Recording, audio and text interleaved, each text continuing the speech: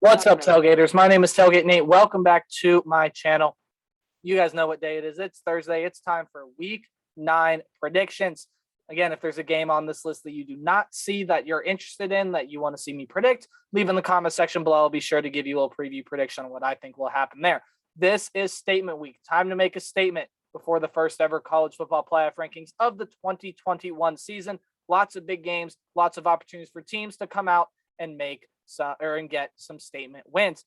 Hey, thank you guys for the support on the channel. If you like what you see, please like, comment, subscribe, do anything you can to help support the channel. Speaking of which, a little update here for you. You're going to get an extra video a week now, right? So again, my review this week is going to come out on Monday, and you're going to get two first. So on Monday, you're going to get my top 25 and my review.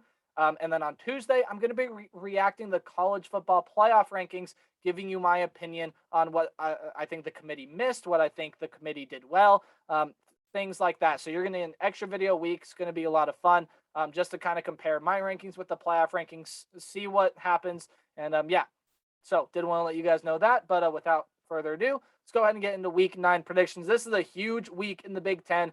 We're going to kick it off with the Big Ten game of the week, and overall, nationally, the game of the week. The big noon game on Fox. By the way, all times you see are in Eastern Standard Time. All lines and odds are subject to change. They are as of recording this video. So big noon game on Fox. It's Michigan and Michigan State. An incredible game. This is going to be a lot of fun to watch. Both teams are going to get their first true test in a battle of undefeated teams in the Big Ten. Michigan is the 4-point favorite, with the over and under being 50.5. Again, as usual, I'll give you a couple things to watch for. I just talked about making a statement, right? This is the biggest opportunity for either of these teams up to this point to make a statement, because neither of these teams have really faced anyone worthy, right, of being in the conversation. Neither one has faced Ohio State or Penn State yet. And well, Penn State, a win there isn't going to look as great as it was in previous weeks. So this is a huge opportunity for both these teams to impress right before the rankings come out, dictating pace of play. Whichever team comes out plays their style of game, and I know this is important in general, but I think it's especially important in this game. Whichever one really comes out, dictates their pace of play, shows, hey, this is how we're going to play this game, and you're going to like it. Going to have a great opportunity to win this one here, because again, asserting no other way to phrase this, for lack of a better term, asserting your dominance in this game here. But the top thing to watch for here is the Wolverines' run game, and not just the Wolverines' run game. I think both of these run games here, and both these run defenses. So the Wolverines' run game, we know it's been fantastic all year. Again, it's been shaky at times, but overall pretty good. While the Spartans' run D has been solid, but has not faced a rushing attack like this. And you can say the same thing about the flip side of the coin, right? But I think where Michigan has the big advantage is in that run game there. They don't just have a Kenneth Walker. They have two. They have Blake Corum and Hassan Haskins. And while both these quarterbacks, I think, are going to be pretty confident in throwing the football here, where I have a question about Michigan as well, I think Michigan's going to squeak out the win here. So my final score prediction is 27-23. I think Michigan makes a huge statement to the playoff committee right before the rankings come out. Probably could see themselves in their top 4 if they win convincingly enough, but I think Michigan State gets off to the good start. Michigan finds a way to battle back and win the game. Iowa's going to hope to retake the Big Ten West, as they're going to face Wisconsin, and and a lot of other people are expecting to be a defense-first battle. Noon game on ESPN. Wisconsin, the 3.5-point favorite over the 9th-ranked Hawkeyes, with the over and under being in the 30s. Yeah, that's the lowest over-under I've ever seen. 36.5. Crazy, right? Defenses we know are going to show up, but turnovers, that's the big thing here as well. So Iowa, one of the best in the nation at forcing turnovers, and Wisconsin will just turn the football over if you ask politely. You want to throw a couple picks, just ask, please, and they'll do it. Wisconsin does not take care of the football. They haven't taken care of the football well this year at all. And Iowa, again, great at forcing that, but we've seen what happens when they don't win the turnover battle. So it's going to be important for this Wisconsin defense to force turnovers from the Iowa offense as well, which, again, easier said than done. The passing attacks. We know both these defenses are great. Why the over and under is so low. We know both these defenses are going to come in here, and both these teams probably going to end up struggling to both probably going to end up not struggling, but probably both teams are going to be good at stopping the run. There we go. I got it out. Both teams are going to be good at stopping the run. So what was struggling was not the defenses, the run games. There we go. Got that out. That was a struggle. No, anyways.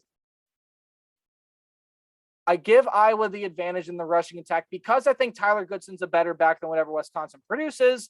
But as a whole, you could absolutely lean towards Wisconsin in favor of the rushing attack. But I think the passing attack will dictate these offenses. And that's where I give a huge advantage to the Iowa Hawkeyes.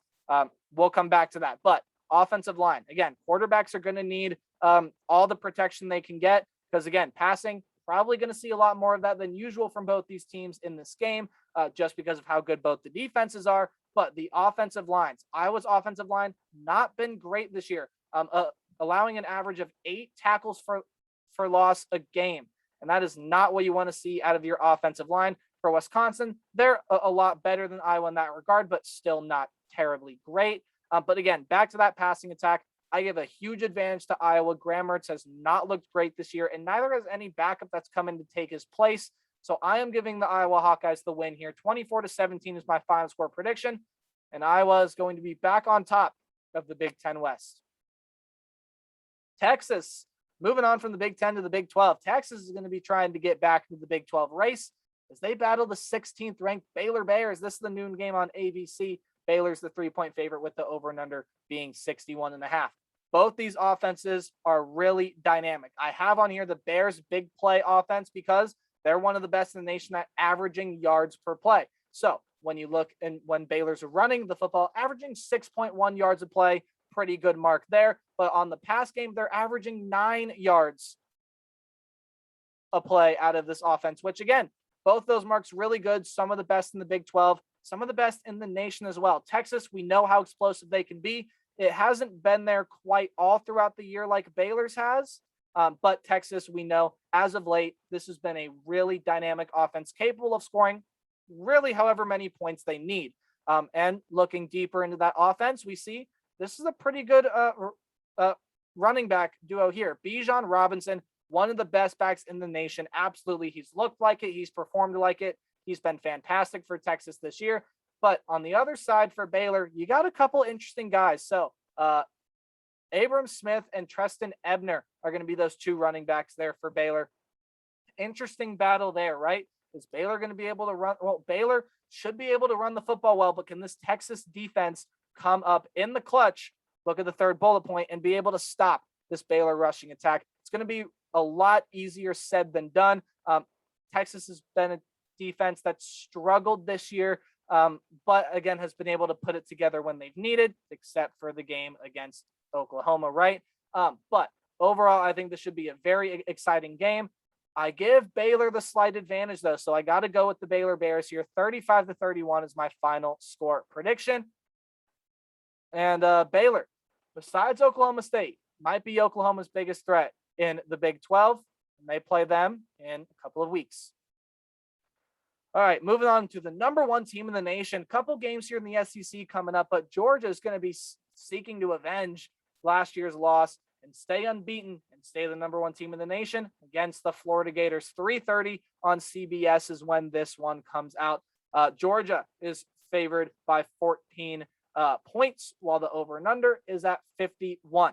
Watch the quarterbacks for each of these squads because it sounds like while there's going to be no true starter for Florida, it seems like both Emory Jones and Anthony Richardson are both going to get times to play. But for Georgia, they have yet to name a starter. Will it be Stetson Bennett? He's looked good, but he hasn't thrown a pressure pass. And JT Daniels, we know, has been dealing with injuries this year. So, but again, it's not out of the question that he gets in and plays in this game. So we'll see. We'll see what happens there. But no matter what quarterback plays for Georgia, again, it hasn't mattered because that defense is so freaking good, right? More on that later. The Gators' offensive versatility is going to need to show up big time because Georgia, this is by far the best defense I have ever seen. College, NFL, I don't care. This is a really, really good defense. I think you put this defense in the NFL, and I think they make the playoffs. I'm saying that because I really believe it. The Gators' offensive versatility is going to need to show up big time here in this one if they're going to want to have a shot. But the Gators defense is also going to need to come up large. They're going to need to make the Bulldogs make a play. So not even on the offensive end, just being able to get past that Georgia defense, but also on the defensive end, being able to stop that Georgia offense, because while it hasn't been tremendously great this year, it's been pretty solid this year, right? Now, again, I've talked about before, Georgia can open up their playbook a little more, but again, they haven't had to. Florida needs to make Georgia open up their playbook, but I honestly just don't see it. Look, this defense is ridiculously good, and until someone comes out and proves otherwise, I really don't see a lot of offenses left on Georgia's schedule that can get past this defense. This Florida team is one of them. But again, with the way they're playing, I just don't see it. 30-17 is my final score prediction. And Georgia probably has clinched up the SEC East with a win here against Florida. Ole Miss and Auburn are going to play for second place in the SEC West, and some pretty big bragging rights here as well. Again, a statement to the College Football Playoff Committee. This was a really hard one for me to predict. You'll see who I have winning in a little bit. 7 p.m. on ESPN with 3 points being the line, and that has Auburn as the favorite. 66 is the over and under here. Again, second place in the SEC West on the line, only behind Alabama. Auburn, their game plan, it's really simple. It's this. They're going to run a lot and pass when they need to, right? So Auburn is going to run the football a lot, right?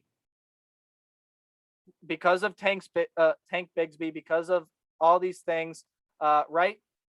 But Bo Nix is capable of making throws, right? We know that he can make throws in some pretty big situations. He's done it before. Look at 2019, I should say, against Oregon. Made a huge throw there. But again, Auburn going to be run first because Ole Miss has had trouble defending that in this year. Looking on the other side of the offense, though, for Ole Miss, Matt Corral has been excellent all year, has not thrown a pick yet, is my pick right now to win the Heisman. I know people are going to talk about Bryce Young, CJ Stroud. Matt Corral has looked fantastic this year. Again, no interceptions yet this year. Well, now I've done it right. Probably going to throw one in this game. You can blame me for that. Sorry. But he has looked excellent, and that's going to be Auburn's focus on defense. But again, for Ole Miss, this is the chance to prove that their defense is much better than last year. I just don't think it's going to be able to get it done. 35-34 is my final score prediction here. I think Auburn is going to be able to escape here with a win. They're going to be able to beat Ole Miss, and what otherwise I think is going to be a very, very close game. I just think Auburn comes out, executes their game plan, not necessarily to perfection, but performs really well, and they get a close win over a really good Ole Miss team. Makes a statement to the playoff committee as well. Undefeated SMU is going to get an interesting test as they're going to travel on the road to play Houston. This one is very interesting. You should keep an eye on this one if you're up for it, right? If your team isn't playing, watch this one. This one should be a lot of fun. 7 o'clock on ESPN2. SMU, of course, comes in undefeated. The lines I've seen were really pick'ems, but again, opening lines had Houston being favored. And once I looked at a lot of different sports books, average everything out, Houston's favored by half a point, which means absolutely nothing. So let's look at what to watch for here. It's a pick'em game, but the over and under is 62.5. This Mustang offense is one of the best in the nation. Yards per game, points per game. Oh, but so is the Cougars defense. They're one of the best defenses, statistically, one of the best defenses in the nation as well. So interesting matchup to watch there.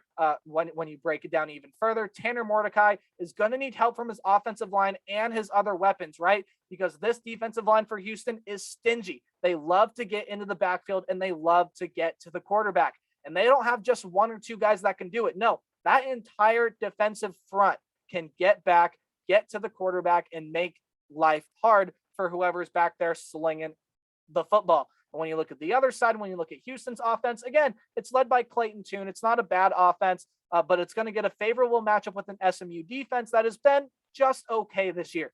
But time of possession, SMU has got to control the clock if they want to win this game. I don't think it happens.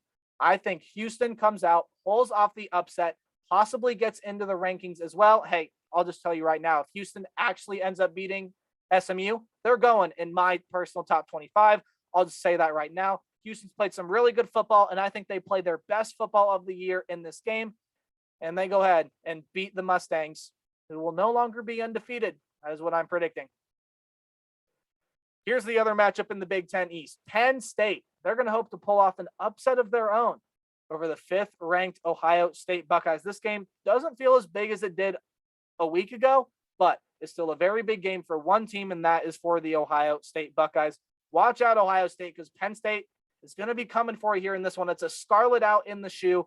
If you haven't seen the uniforms yet, again, I'm biased. I'm an Ohio State fan. Well, I try not to be biased, right? But again, biased in this regard. But those uniforms look so good. Red top, red pants, red everything. Of course, the helmet is still going to be the silver, but looks really, really slick. Cannot wait to see the uniforms on the football field. But anyways, back to playing the football game, right? 7:30 on ABC. So again, second straight week, Ohio State gets primetime. 18.5. That is the line for this game. I think it's a little bit much, but considering the way Ohio State's been playing as of late, totally understandable. And 61 is the over and under. This is, again, another chance for a Big Ten team to make a statement to the playoff committee, and that team being Ohio State, to prove, hey, that loss to Oregon, that's not us now. This is us now. And they can go out and do it with a big one over Penn State. In order to do that, though, they got to take advantage of a couple things, and they absolutely can. Sean Clifford's health. Watch that in this game, because that is going to be a very important part of this game. Sean Clifford did not look fully 100% in that game against Illinois. He's not the best quarterback in the nation, but he usually plays a lot better than that, right? So, going to be a big thing to watch there. Watch Sean Clifford. And the run game. Look at the top bullet point. The Nittany Lions have struggled both offensively and defensively against the run game. And while that's something Ohio State has only improved upon, their run defense has gotten so much better since that Oregon game, while Travion Henderson has only but emerged as one of the best running backs, in my opinion, one of the best running backs in the nation. All in all, I don't think Ohio State is going to blow out Penn State, but this offense is just too dynamic. I do not see Penn State, especially with its struggles to contain the run. I just don't see them beating Ohio State. I think Ohio State comes in, makes a statement to the playoff committee. They might not be in the top 4 come Tuesday night, but I think in this game, they will absolutely be making their case to be in the top 4 once the final rankings roll around. North Carolina, in my opinion, desperate for a quality win. They're going to try to get one over the 11th ranked Notre Dame Fighting Irish. This is the 7:30 game on NBC. 3.5 point favorite are the Irish, with the over and under being 62.5. Notre Dame is going to be without star safety or star defensive back. You can really play him anywhere. You don't have to just play him at safety, but star defensive back Kyle Hamilton not available for this game, out with an injury, which means Sam Howell and company. While I know Howell hasn't played the best, he's still got a lot of good receivers out there that can make some plays and take advantage of this, again, injured Notre Dame secondary. So that's something interesting to watch. North Carolina this year, when they get 3 or more sacks, they are 3-0 on the season. When they don't, they're 1-3. So can the Heels get pressure to Jack Cohn? Again, this is also a Notre Dame offensive line that has not been great this year. So something interesting to watch there, but also offensive consistency. North Carolina, been one of the bigger disappointments of the year, right? They just have not been the team we thought they were going to be. They have too much talent to be down here. But again, if they play like we all think that North Carolina could play, like we all thought they would in the offseason, and that includes offensive consistency. It's just been Sam Howell's had a good performance, then bad one, then a good one, then a bad one. And he's never really gotten to true Heisman form. And for Notre Dame, of course, offensive line has been inconsistent this year as well as quarterback play. But I think Jack Cohn and company is going to be able to get it done here. I see Notre Dame winning this one 32-26. And I see Notre Dame being able to beat North Carolina here. North Carolina, I think, comes close. Ultimately, though, does not get there. The Irish win this game. UCLA is going to look to dethrone Utah as the number 1 team in the Pac-12 South. And if UCLA ends up winning this game, they won't move into the first position in the Pac-12 South. That would be Arizona State. but they knock Utah off of that throne. If you're up for it, hey, this is the 10 o'clock game on ESPN. Should be a very fun one to watch. Utah's the 6.5-point favorite with the over and under being 60.5. Watch the quarterback for UCLA. Is it going to be Dorian Thompson-Robinson or is it going to be Ethan Garbers, the Washington transfer? DTR went out with an injury late in that Oregon game in which UCLA just couldn't get there, right? Just couldn't pull off the upset. A little too late in that regard. But if Ethan Garbers does end up getting the start, it'll be his first start this year, and we'll see how things go for the Bruins. But that's an interesting thing to watch there, because if DTR is there, I think UCLA has a much better shot to win the game. Not saying Ethan Garbers is a bad quarterback. It's just with DTR's dual threat ability, it gives another thing for the defense to account for, right? Speaking of quarterbacks, let's look at Utah's quarterback. After 3 games into the season, after Charlie Brewer left the Utah program, Cameron Rising has been fantastic. 11 touchdowns, 2 interceptions. He's been lights out. And he's going up against UCLA secondary that has been getting burned a lot this year. So that'll be something to watch there. And then running the ball. Both of these teams can run the ball, and both these teams at times have struggles defending the run. UCLA is a better team at defending the run than Utah statistically. And again, that shows out on the field too. But again, what UCLA defends in the run, they can't defend in the pass. And that is where I think Utah wins this game. Cam Rising has another great day, maybe throws 1 interception, but I see this maybe being a 3-4 touchdown day for Cam Rising and the Utah offense on a day where they're going to honor the fallen ones, right? So Ty Jordan and Aaron Lowe are going to be honored, going to have their numbers retired in this game. And I think just the passion and drive of that is going to pull Utah to a win as well as a great performance from Cam Rising, and Utah remains on top of the Pac-12 South. All right, the last game we're going to be previewing here, Fresno State and San Diego State. So again, I previewed 2 Mountain West matchups last week, and we're going to preview one here, 10:30 on CBS Sportsnet. If you can stay up, you're feeling up for it, stay up, watch this one. Again, should be a lot of fun. These 2 teams are going to be duking it out for control of the Mountain West Division. Of course, Fresno State coming off that win against Nevada, San Diego State coming off that win against Air Force. And San Diego State, undefeated, 21st ranked team in the nation, finds themselves the 1-point favorite with the over and under being 44.5.